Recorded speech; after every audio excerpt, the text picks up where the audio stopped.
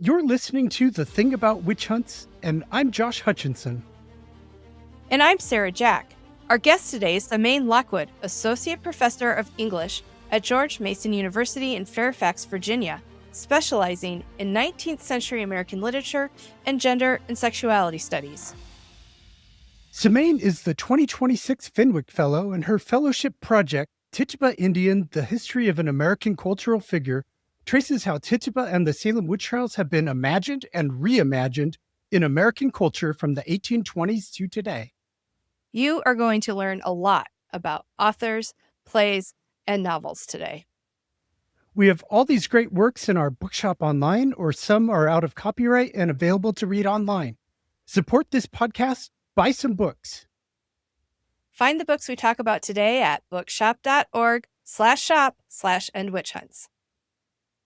Welcome to the podcast, Samaine Lockwood. Can you tell us a bit about your background and what brought you to American literature? Sure. Well, I am an associate professor of English. Specifically, I'm a specialist in 19th century American literature and also gender and sexuality studies, and that's at George Mason University, which is in the DC kind of metro region. And what brought me to American literature? As a graduate student, I actually intended to specialize in Victorian literature. But my seminars in American literature were so interesting to me that I really could not resist. And so kind of switched over. So I had long been interested in the 19th century and then made this switch into American literature and American studies. And congratulations on being named the 2026 Fenwick Fellow. Can you tell us a little bit about what that means and what project that fellowship is making possible? Sure. So yes, I'm very excited. So I'm the 2026 Fenwick Fellow. So this is a fellowship program that's internal to George Mason. It's funded by our library, which is named the Fenwick Library, hence the name, the Fenwick Fellow. So basically, any faculty member can apply to be the fellow. And what it is, it's both providing research resources to the faculty member, as well as you have the opportunity to assist the library in its kind of acquisitions. So you end up having a much more robust kind of set of books and other materials that are housed at your home library for your own research. And for me, that will enhance my research. It will also enhance the work that my students do in the many courses that have grown out of my work with Tituba Indian and kind of thinking about the Salem witch trials as they are represented in American culture. Also, it will fund some research. So for the epilogue of the book that I'm writing right now, I'm going to do like a 7 to 10 day trip to Salem to do a kind of immersive analysis of how Tituba Indian is being represented across the various kind of touristic spaces and memorial spaces in Salem. And the project has a title, Tituba Indian, The History of an American Cultural Figure. And so that is the lens you'll be looking through when you visit Salem and look for her there. Exactly. Yes. So as a literature professor, I mean, our research, of course, we write articles and we do other kinds of public facing things like podcasts and kind of general articles for more popular publications. But the book is kind of the main genre in which we share our research. And so I am writing a book that is provisionally titled, Tituba Indian, The History of an American Cultural Figure. And so that is the project that I got the fellowship for. And so that project, basically, I am interested as a scholar of literature and American culture.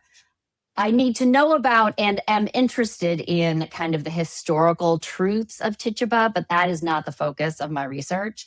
So my focus is specifically on how Tituba and the Salem story more generally, and I'm specifically interested in how kind of gender gets represented in that story and its representations, basically looking from about 1820 to the present day.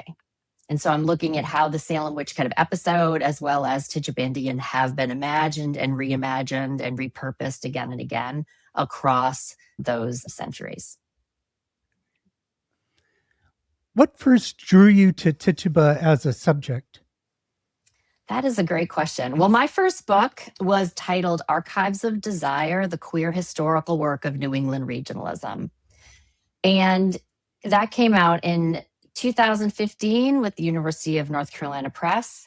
And what I'm really interested in as a scholar, I'll say perhaps first because it'll be helpful. What I'm really interested in as a scholar is thinking about how cultural producers and women specifically engage the past in order to navigate their present and to imagine futures. So I'm really interested in how people reuse the past. And we can see this in my Tituba project. So in Archives of Desire, I was very specifically focused on how women, specifically in the late 19th century, used the colonial past to kind of rethink their present.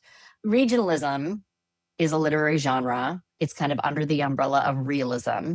It's characteristic of the late 19th century writing.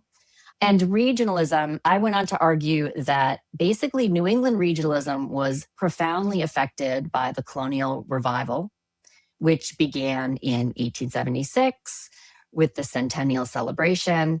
And I think about it as like white Americans' love affair with the colonial past. And so I argue actually that New England regionalism did not just take the form of kind of the writing of fiction and plays and poetry, but also took the form of antique china collecting, which became an absolute craze, the restoration of colonial houses, many, many different cultural activities. I mean, colonial fancy dressing. In Ladies' Home Journal and these other places, you could get a pattern for a colonial gown, and then you could sew one for yourself, and then you could wear it to a tea.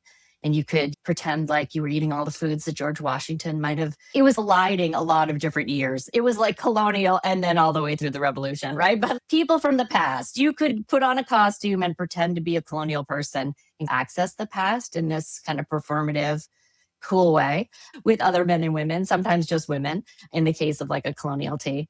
So anyway, I kind of redefined regionalism and thought about it as this kind of larger cultural movement. And women, I argue, were really at the forefront of that. And moreover, it was mostly unmarried women who were building these things and contributing to these new ways of imagining. In that process, I found a lot of material that scholars hadn't really looked at before.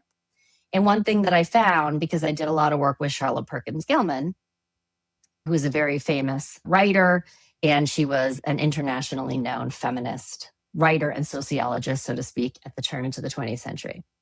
And so Charlotte Perkins Gilman wrote a play with Grace Ellery Channing, who was her best friend, that had never been attributed to Gilman, that I found at, I think it was at the Schlesinger, which is at Harvard.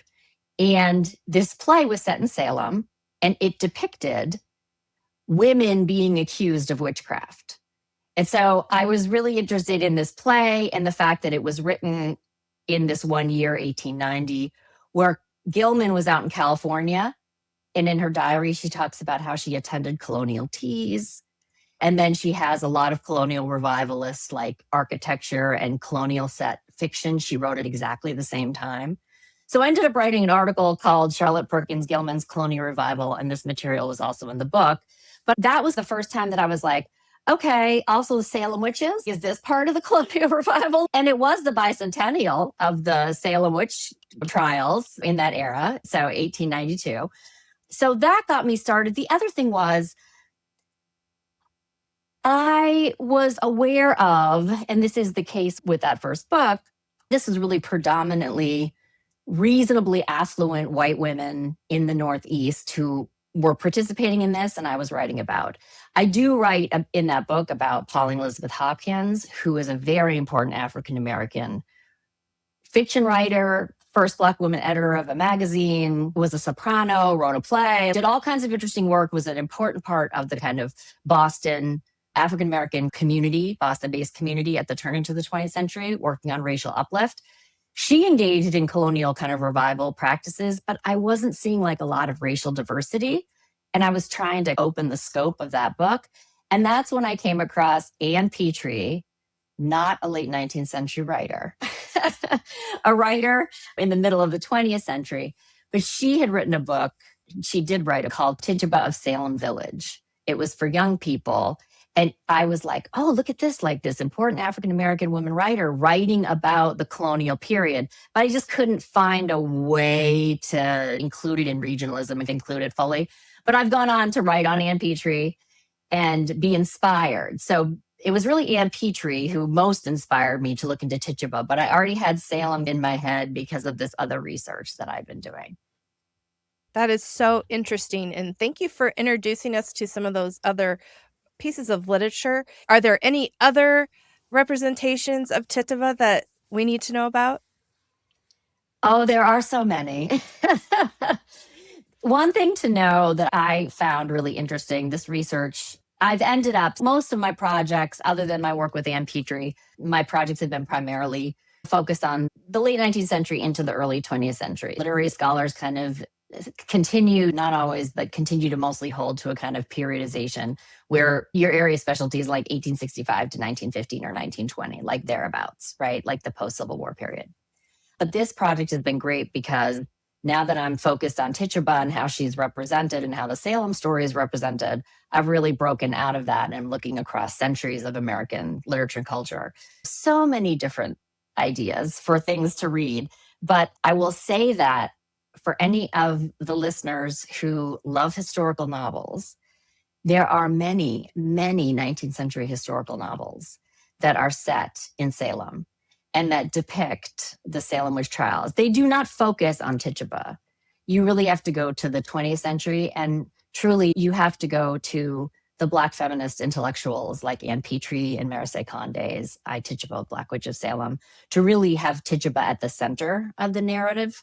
Those 19th century novels tend to represent Tituba in very predetermined and racist ways. Even so, they are offering interesting kind of takes on the Salem witchcraft trials, and they're integrating Tituba in a kind of variety of different ways.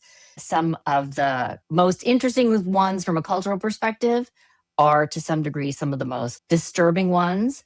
There are just so many. But one that I think is very interesting is there's this author named Henry William Herbert, and he wrote this book called The Fair Puritan. It was a novel.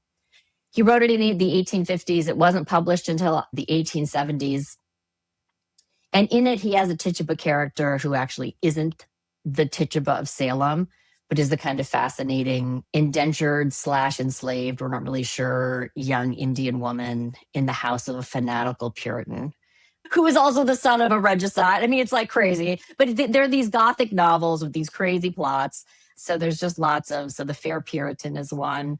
Lots of people, even though he doesn't have Tituba, lots of people talk about Lois the Witch, which is actually by British author Elizabeth Gaskell, which is one of the first to depict a kind of female villain, to depict like a jealous woman as the one who's using witchcraft kind of accusations in order to forward her own personal agenda, which is a major plot. But yeah, Ann Petrie's Tituba of Salem Village is a great novel, and it is not just for young people. It is definitely of interest. I have graduate students read it. They love it. It's a really great novel and one that is much less known than Maricé Conde's and came before it by a couple of decades. Why is the witch such a persistent feature in literature and culture? That's a big question. A great question. I have ideas. I think in part, there are many different things. In part, the witch is a figure of power. And it's a figure of female power. And not always, but often, it is a figure of women's power where the witch, the so-called witch or the woman, has often chosen to live outside of the structures of heteronormativity, so often single or associates only with women. We might now in our contemporary culture call these figures kind of queer figures, so often living on the outskirts of society, often critiquing society. And while much of the literature of witches, at least in the American cultural context, often many of these accused witches are actually very beautiful, morally perfect Christian white girls. If they're not that, they are often old, curmudgeon-y, threatening, sharp-tongued, very smart, might outwit the other guys in the room, including in trial, right, being accused of witchcraft, as in many depictions of Martha Corey from across the centuries. So this idea that there's some sort of like critique that the witch is in the way she's living and in the way she's speaking and the way she's affiliating is critiquing the larger society. So it is a space, and this you see this in 21st century like young adult literature, which is much of the literature around witches is very focused on a kind of girl power. I mean, that's like a racialized too. It's mostly white girls, but like this idea that the witch is like a figure of power and one might really tap into that.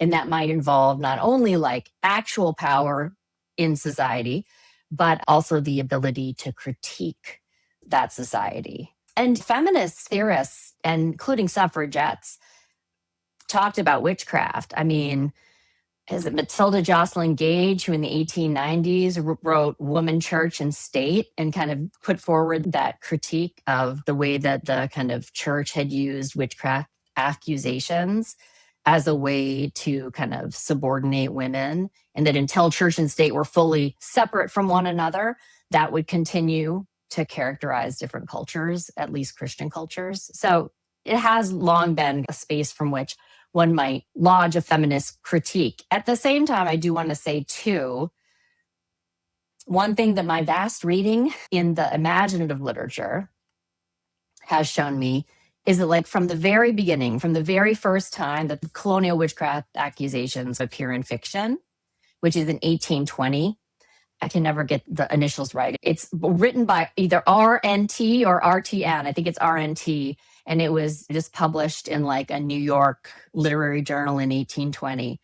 But it depicts someone, a woman who is hysterical, so to speak, and physically disabled, using witchcraft accusations to seek vengeance. And this idea of like mental illness, we see it in representations in the literature of witches themselves, like The Witch of New England by McCall, which is another with like the first novel. The main character, Annie Brown, is like a witch, and she is depicted as having mental health issues that are really serious. So that's another thing, like the witch can be a figure of power, but the witch can also be a figure of villainizing women and also associating any claim to power they make with mental health issues or other kinds of physical issues and their kind of physical difference from men. So it's a lot of different things that are going on. That was so wonderful. I'm learning so much from this conversation. So I really appreciate you sharing these authors and these titles and how they intersect with this topic.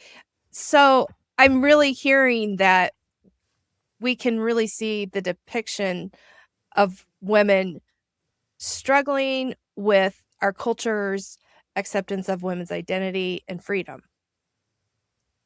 Yes, absolutely.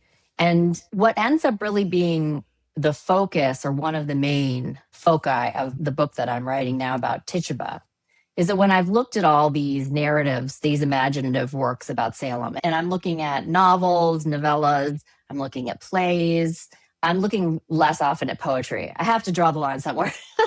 There's so much stuff. There's like tons and tons of material.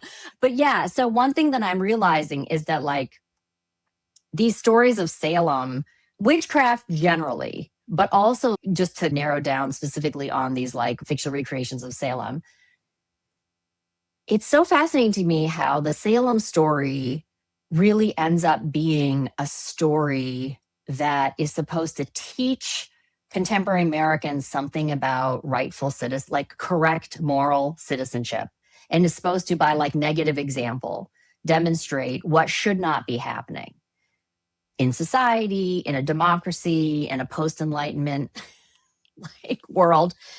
And so in those stories, very often, even in the ones written by men, the white women, the young white women who are accused end up emerging as having many of the qualities that we consider to be like characteristic of ideal citizens.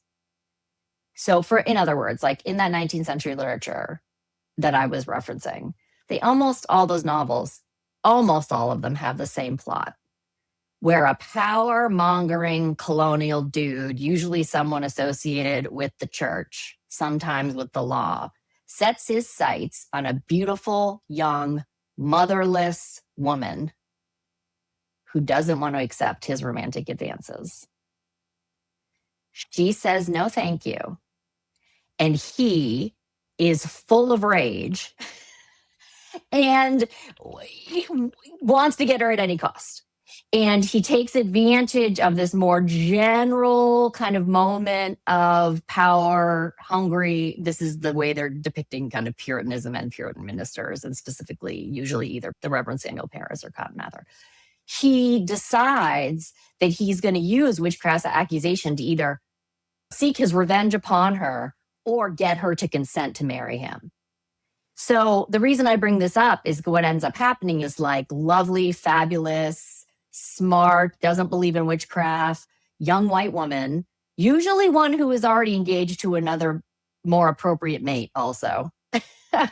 She ends up being accused. She ends up going to prison. And she has to do all these things that I think align her with ideal citizenship. She has to like not lie, not confess, not take the easy way out, so to speak. She has to deal with the imprisonment and the physical pain. She has to continue to hold by her values. She demonstrates like empathy. She demonstrates like Christian morality. She does all these things. Most of the time, she ends up rescued or ends up not being executed. Sometimes it doesn't go that well, but usually she's okay. And what happens, one thing I'm really interested in, is that basically white women emerge from this literature, these wrongfully accused white women, wrongfully accused of witchcraft, end up emerging from this literature as looking like some of the very best citizens that a community can have. And certainly citizens you want in a democracy, right? I mean, they anticipate someone like John Proctor, who is totally idealized in Arthur Miller's The Crucible. But these are in the 19th century novels. But what's crucial and why Tituba is important is that often in the reimaginings of the Salem story, there are very few, often no people of color who are remembered or imagined. And if someone is remembered, it is Tituba. But Tituba, as an enslaved woman, and as someone who is often assumed to have diabolical influence over the young children of the Parris household, she ends up being the exact opposite, a kind of foil to the ideal white woman citizen. She doesn't have independence of thought. No, I'm not saying that this was true, but like this is how she's represented in these novels. She's represented as having a kind of inferior sort of slavish character. When I say that, I don't mean like she refers to white men, usually her enslaver, but also others, because there are all these racist stereotypes that are playing out in these novels. So she's not independent of thought. She confesses immediately. So she like doesn't hold the line when it comes to like truth telling. So she ends up also, even though I think we know more or less that the historical Tituba was probably in her 30s and likely had a young daughter, she's often old, right? In these novels, Tituba is depicted as old. She's post-biological reproduction. She's represented as a creature in these like racist ways of thinking about people of color, but also thinking about older, misogynist ways of thinking about older women. And so she's like the exact opposite of the heroine. And she ends up serving a really important role in this like development, in this recognition, I'm arguing, of the way that like the white woman comes to show that she can be an ideal citizen. That's very much in contrast to the woman of color. We have to ask ourselves, what does that mean across like almost 30 different novels from the 19th century in the exact period where you have the 13th, 14th, and 15th Amendments, the end of the Civil War, emancipation, questions of Black citizenship, questions of Black suffrage. Like these all kind of, I think, are ultimately related. So it's really interesting to me, the kind of cultural work that Tituba is called on to do, at least in the 19th century materials. And How have those depictions of Tituba changed over time? Have they changed in the 20th century and 21st? It's interesting. They do not change that much. And I'm sure people will disagree with, I'm sure there are people out there who may disagree with me. That's fine. But like you look at Arthur Miller's The Crucible, that is, in my reading, a very racist, very kind of condescending representation of Tituba. Yes, it recognizes that she is enslaved and in a structural position where she doesn't have a lot of power.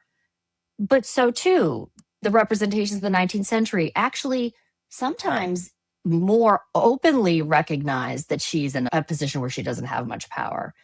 So if we look at like Miller's play, he hasn't come very far in 1953 from the kind of representations that we have in the 19th century. In fact, some of those are more open in terms of recognizing some semblance of equality, or they're just not, they're all fairly racist. And he calls on minstrel. Tituba sometimes appears as a kind of minstrel figure in many of these works.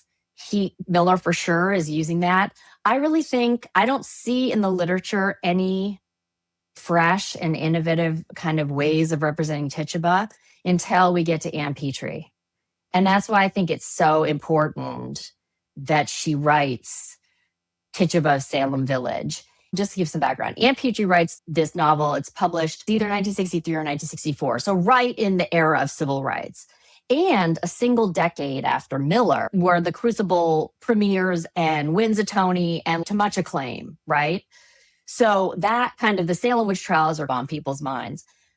And Petrie, at that point in her career, I should say, perhaps for people who don't know, Ann Petrie was the first Black woman to write a best-selling novel in the United States. She is, in my opinion, one of the greatest of all American authors and completely overlooked, if not, maybe not completely, but almost completely overlooked. There are a few people like my colleague, Professor Keith Clark, who have written on Petrie. And so there are a handful of us who think about Petrie a lot. But basically, she was writing very sophisticated novels for adults through the 40s and the 50s, including her kind of magisterial novel, The Narrows. And then after she had her daughter, and Petrie's from New England, she's from Connecticut, she's really interested in how racism persists in New England, even though New England is often represented as like the abolitionist region or like the more liberal region. Petrie's really interested in how the legacies of slavery course through New England culture, including in her own day, all through the later 20th century. So she has a daughter, and she turns her attention to Black history and to writing for a younger audience. And she was one of the first people to ever write a book about Harriet Tubman. She did extensive research and wrote that book. And then after that, she wrote Tituba of Salem Village and is really interested in centering Tituba. Like, who was this individual? What would it have meant to have been transported from Barbados to Boston and then taken to Salem? What would have it been like to have been in this situation, accused of witchcraft after taking care of these young children and done all this work as a slave in Paris's home? So really, it isn't until the 60s with Petrie that we have a kind of very different representation of Tituba. And Condé very much kind of builds out from there. But Petrie is really the first to set things on one potentially different course. And of course, Tituba has represented a bunch of different ways since the 1960s. Thank you so much. I'm really happy that we got to talk about Ann Petrie today and learn about her contribution to literature and women of color and Tituba. I can't help but think how what we do know from the historical record on Tituba is it's very small, plus it's only what some men reported. And then we have these ideas of what a woman like her could have been. And then all the depictions in literature and our culture slamming into this figure.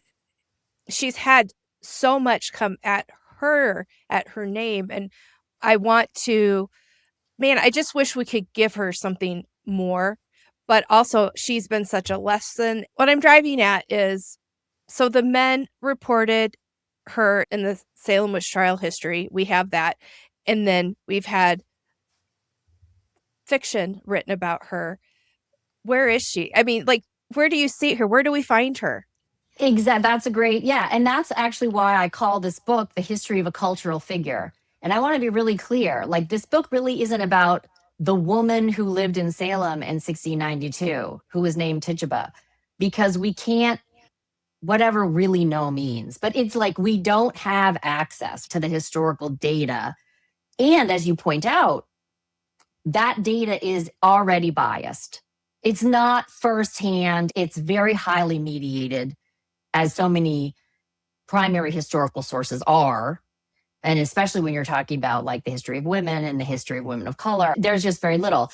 I think that both Petrie's work and then also Maricé Condé's work, these kind of radical reimaginings, and this is where I think literature can be really helpful in doing historical work, because it opens a space for people to creatively reimagine. And of course, not all creative reimaginings are going to be positive, but by and large, certainly, I think for sure, Petrie's and Condé's are much more positive, but they really make it possible to solve this pressing, ongoing historical problem of how we understand the past, and specifically how we understand the history of slavery.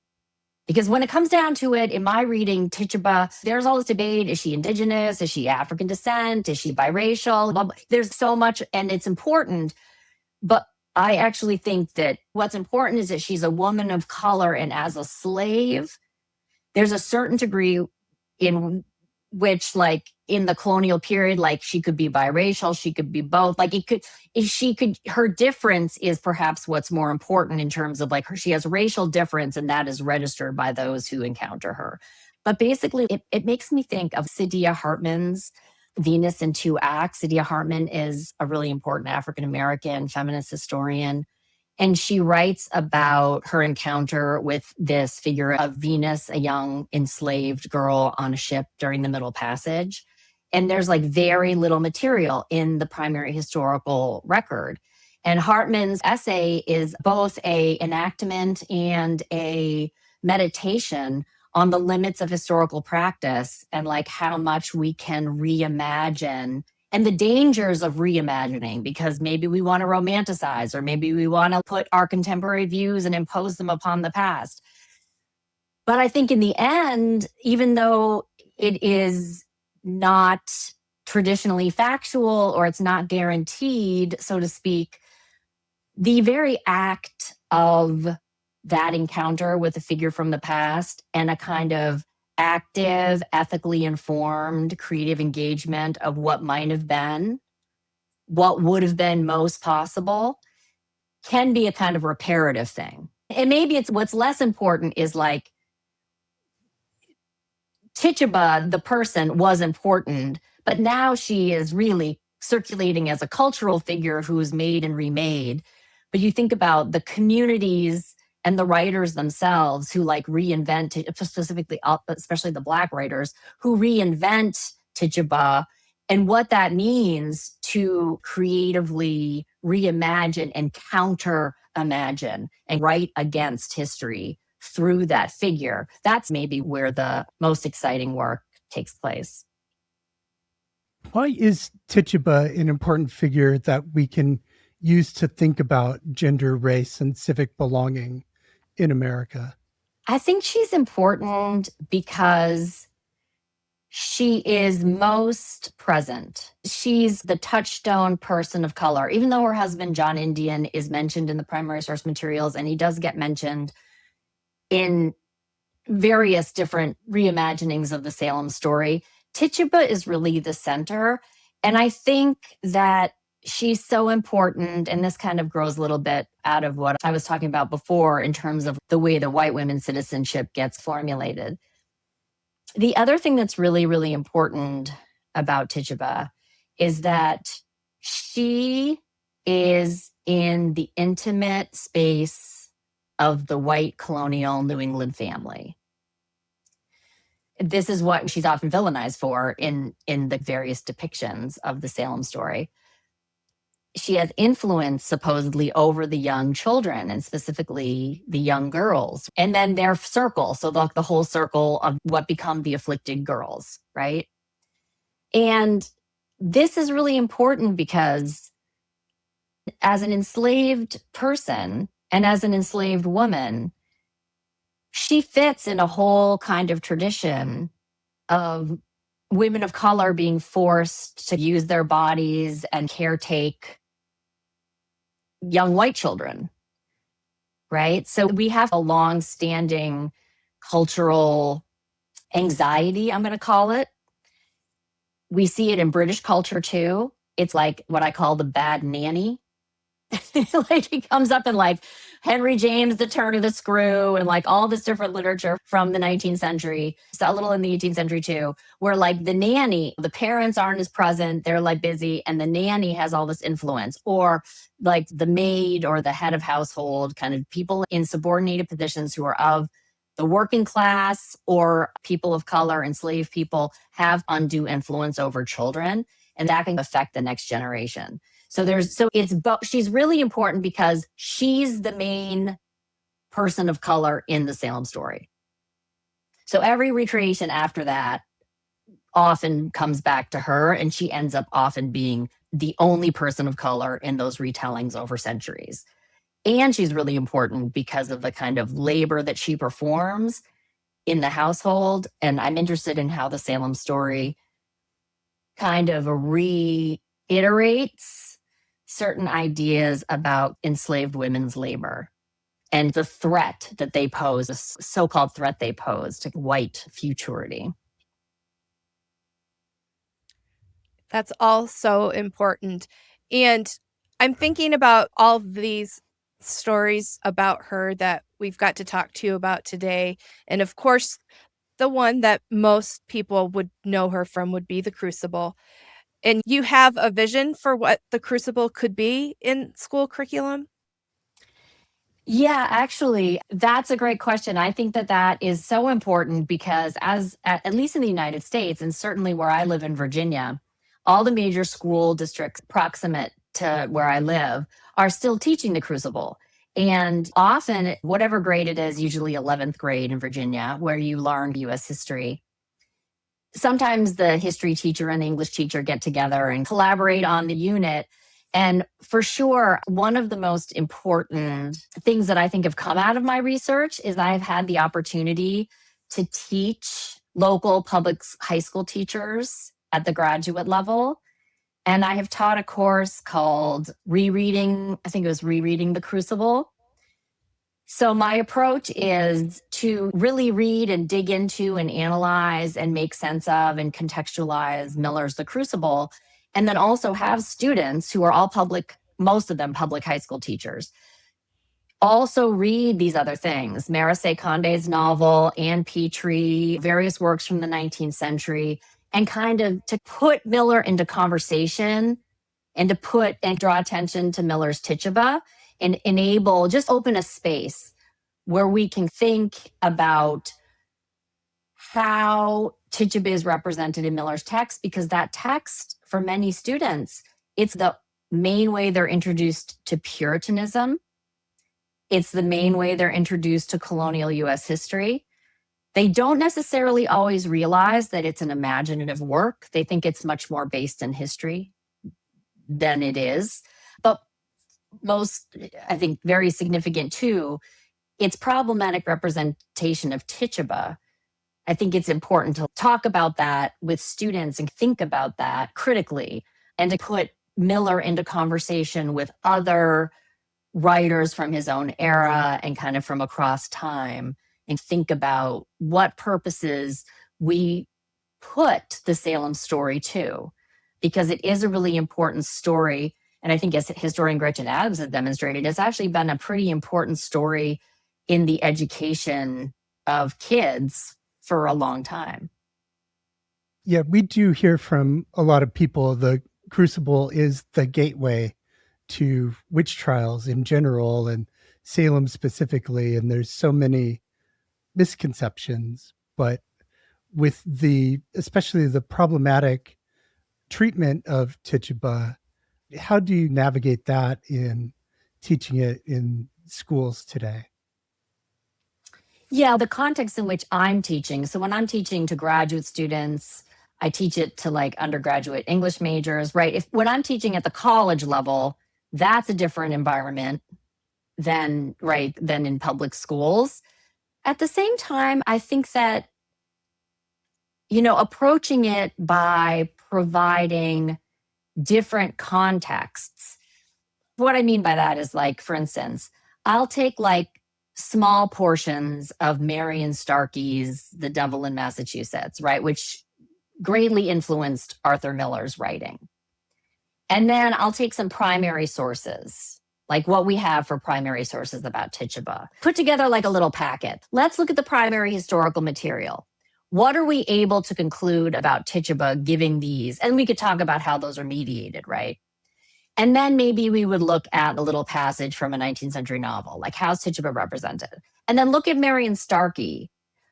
My students at the college level are often shocked at Marion Starkey's history of this. I mean, they're like, where are the footnotes? What do you mean? How can she say this person thought this? But she has a very specific post-Freudian take on sexual repression and the danger of adolescent girls in that book.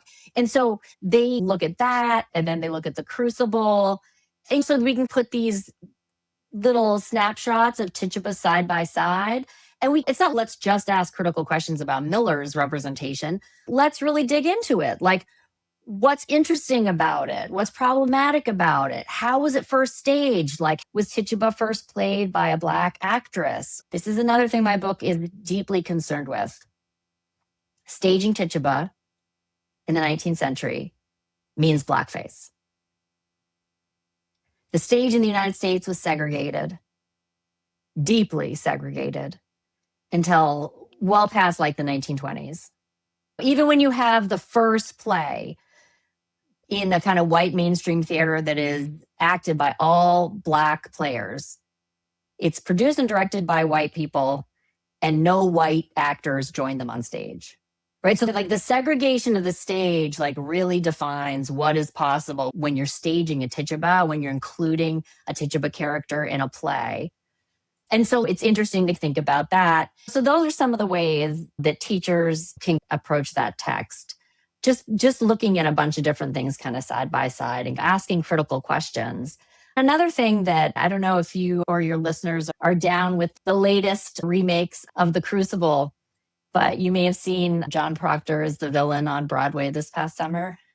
And my students really appreciate reading Kimberly Bellflower's play. We read The Crucible and then we read Bellflower's play.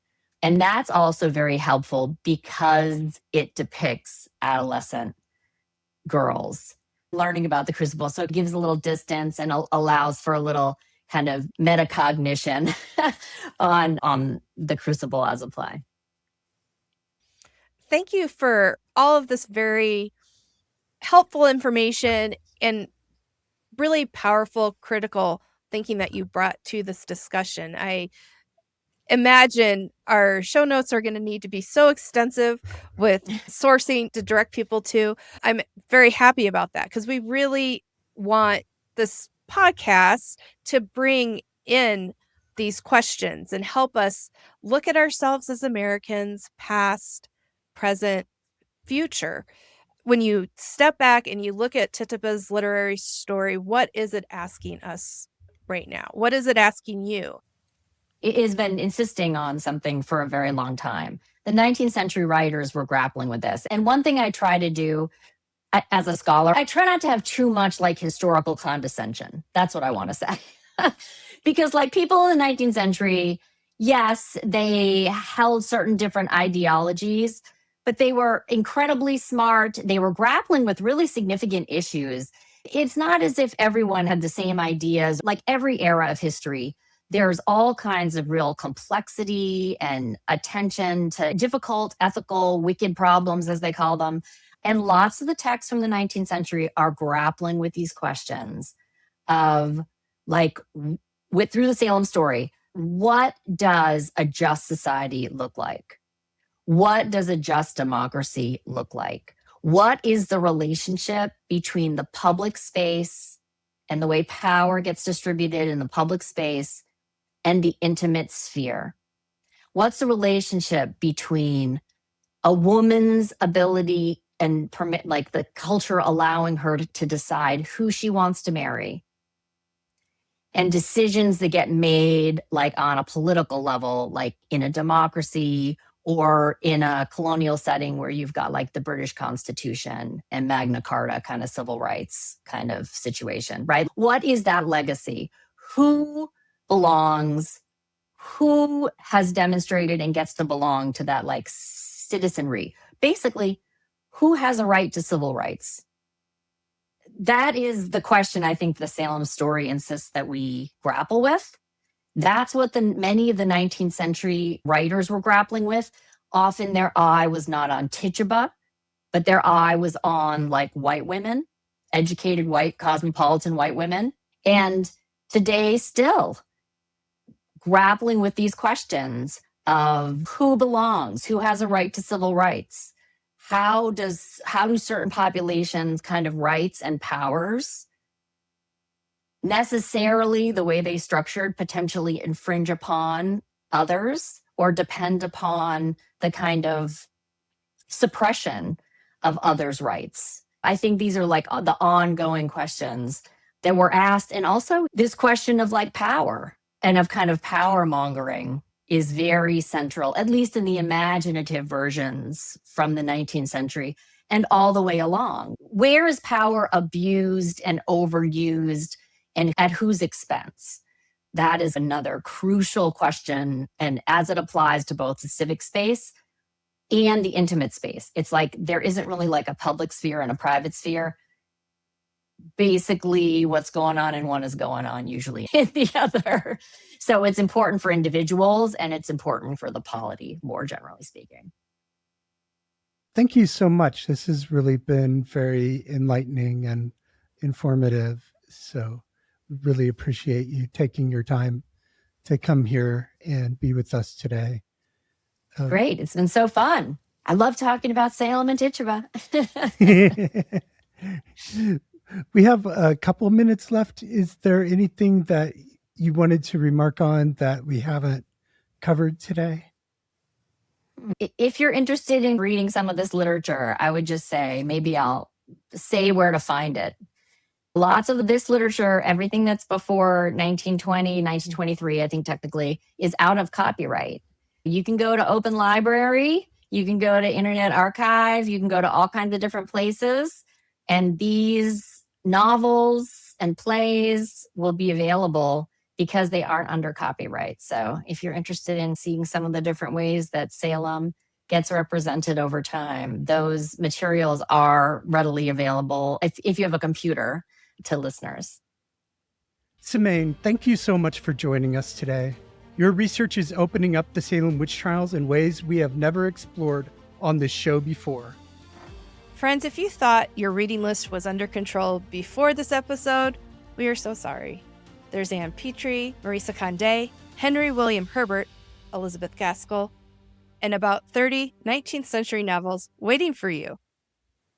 The good news is you can get started right now. So head to bookshop.org/shop/endwitchhunts to find these titles and more.